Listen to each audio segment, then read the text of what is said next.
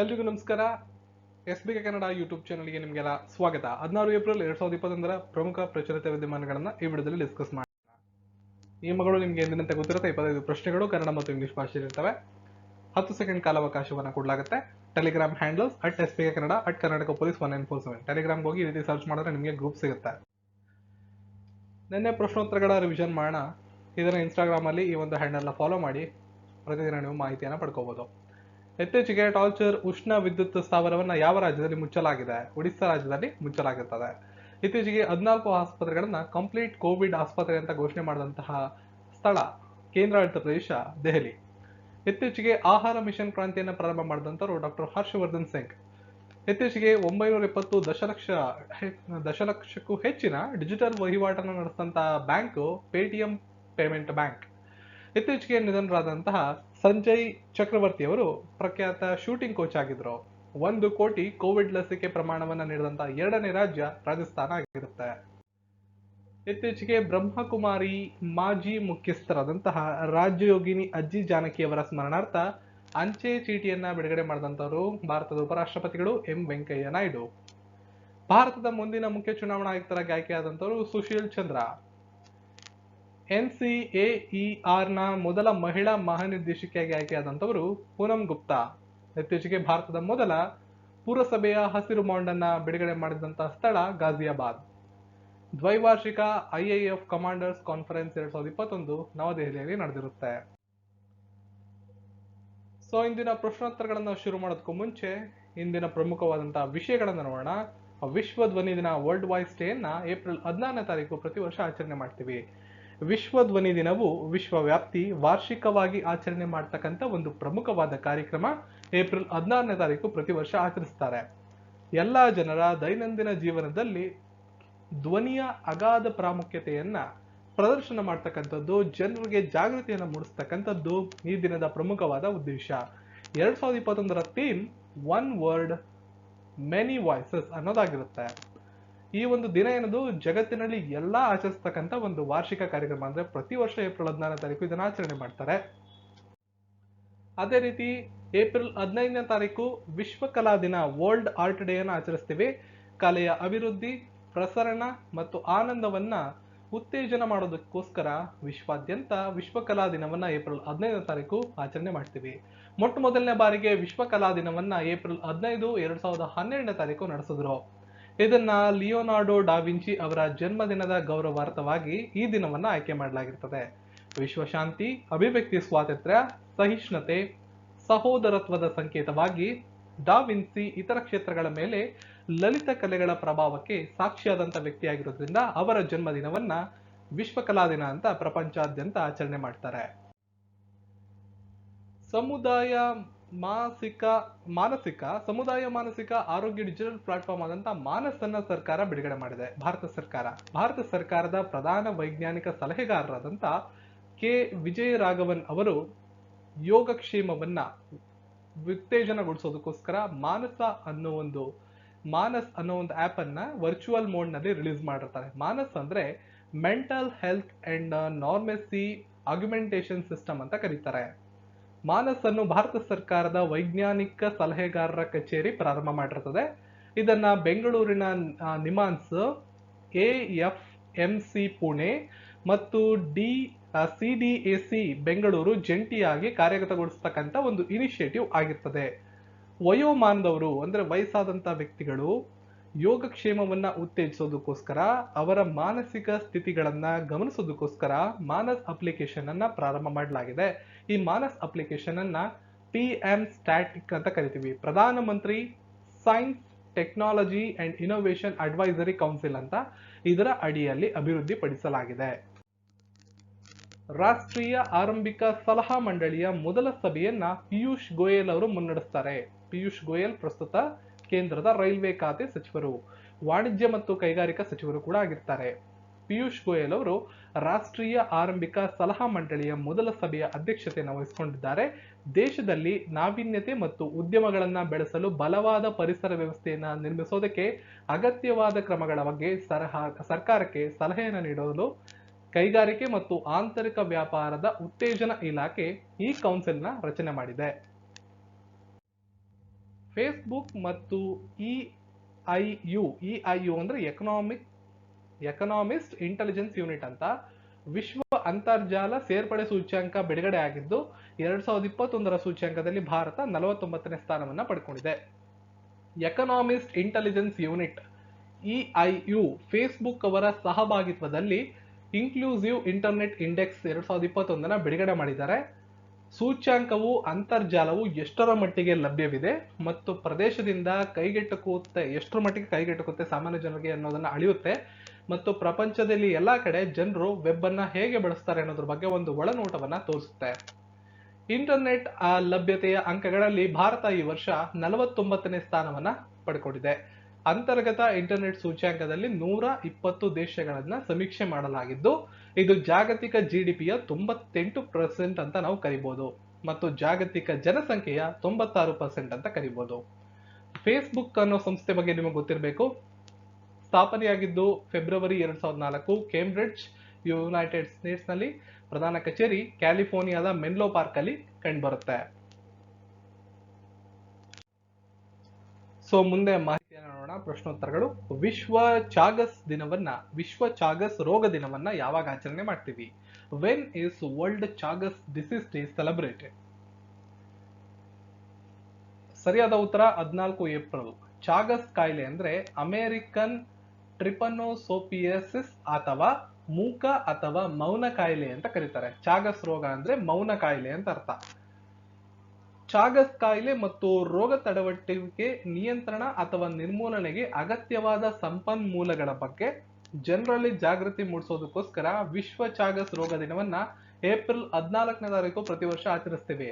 72ನೇ ವಿಶ್ವ ಆರೋಗ್ಯ ಸಂಸ್ಥೆಯ ಅಸೆಂಬ್ಲಿ ಏನ್ ನಡೀತು 2019ರ ಮೇ 24ರಂದು ಚಾಗಸ್ ರೋಗದ ದಿನಾಚರಣೆಯನ್ನ WHO ವರ್ಲ್ಡ್ ಹೆಲ್ತ್ ಆರ್ಗನೈಸೇಷನ್ ಅವರು ಅನುಮೋದನೆ ಮಾಡ್ತಾರೆ.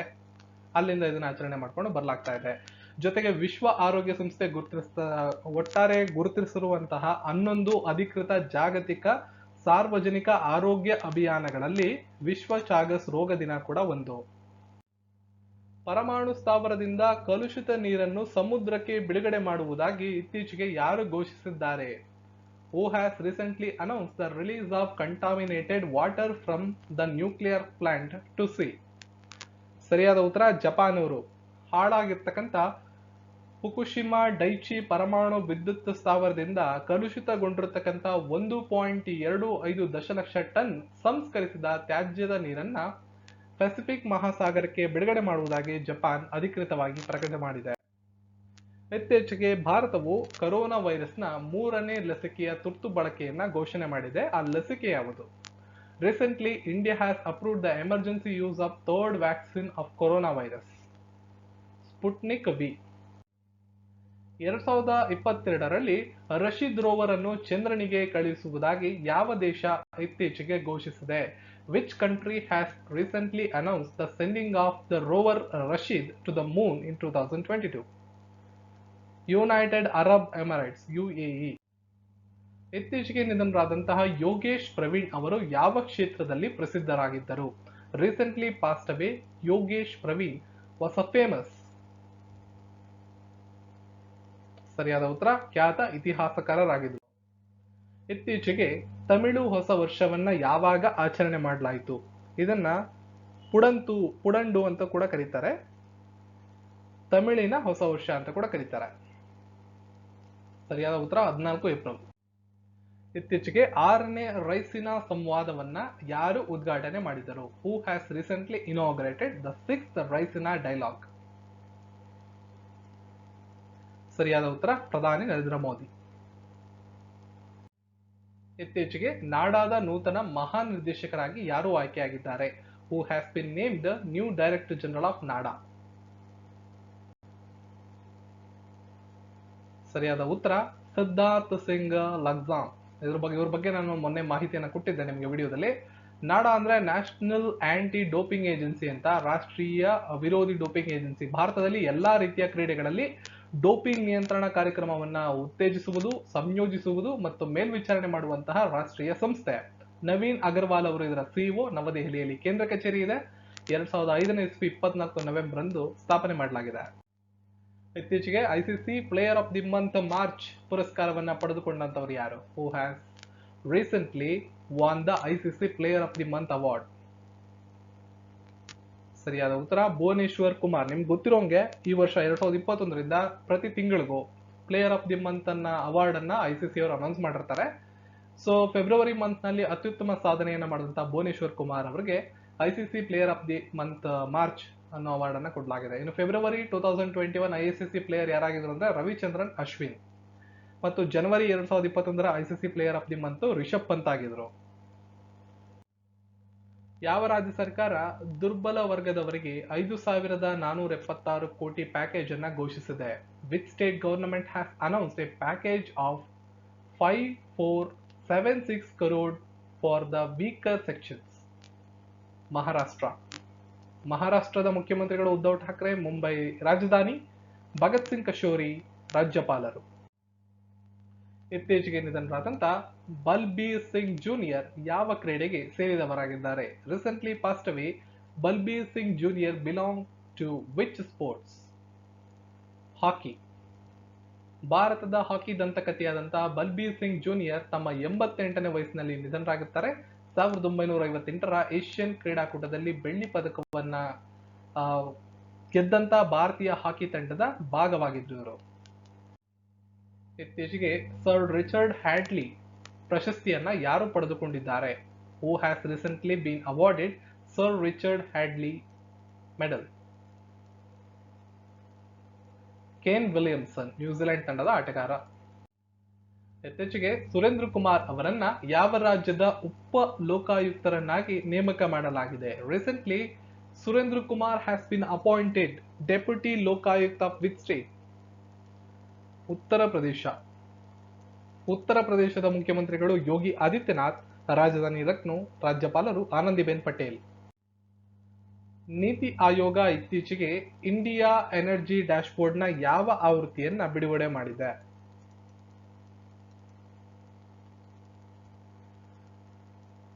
ಸರಿಯಾದ ಉತ್ತರ 2ನೇ ಆವೃತ್ತಿ.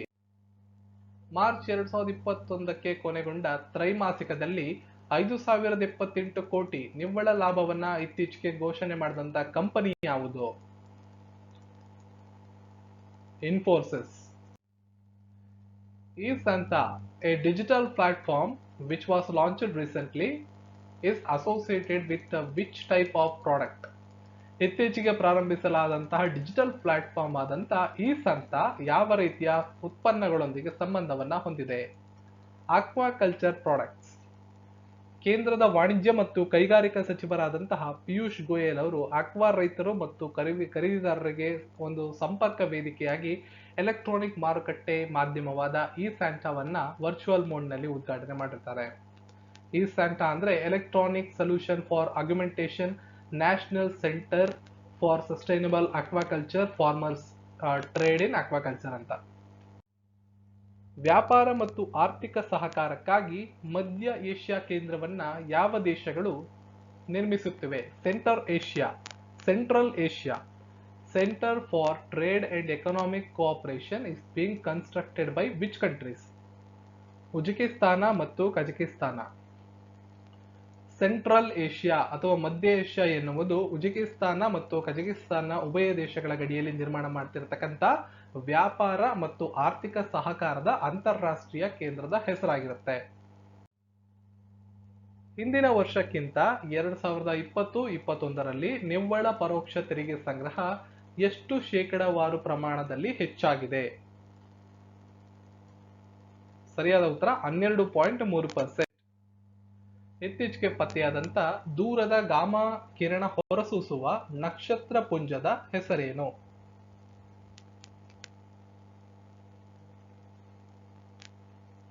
ಸರಿಯಾದ ಉತ್ತರ ನ್ಯಾರೋ ಲೈನ್ ಸೈಫರ್ಡ್ 01, ಆಪ್ಷನ್ 1. ರಾಷ್ಟ್ರೀಯ ಹೆದ್ದಾರಿ ಪ್ರಾಧಿಕಾರ ಉತ್ತಮ ರಸ್ತೆಗಳನ್ನ ಒದಗಿಸಲು ಎನ್ಎಸ್ವಿಯನ್ನು ನಿಯೋಜಿಸಿದೆ. ಇದರ ವಿಸ್ತೃತ ರೂಪವೇನು? The National Highway Authority of India NHAI is to deploy NSV to provide better roads. What does NSV stands for? Network survey vehicle ಅಂತ ಕರೀತಾರೆ. ಆರೋಗ್ಯ ಮತ್ತು ಪೋಷಣೆಯ ರಾಷ್ಟ್ರೀಯ ಡಿಜಿಟಲ್ ಭಂಡಾರವಾದ ಪೋಷಣ ಜ್ಞಾನವನ್ನ ಯಾವ ಸಂಸ್ಥೆ ಪ್ರಾರಂಭಿಸಿದೆ? Which institution launched Poshan Gyan, a national digital repository on health and nutrition? NITI Aayog. ಭಾರತೀಯ ಸೇನೆಯು ಆಪರೇಷನ್ ಮೇಘದೂತ ಅನ್ನು ಪ್ರಾರಂಭಿಸಿದ ದಿನವನ್ನ ಯಾವ ವಿಶೇಷ ದಿನ ಎಂದು ಆಚರಣೆ ಮಾಡ್ತೀವಿ?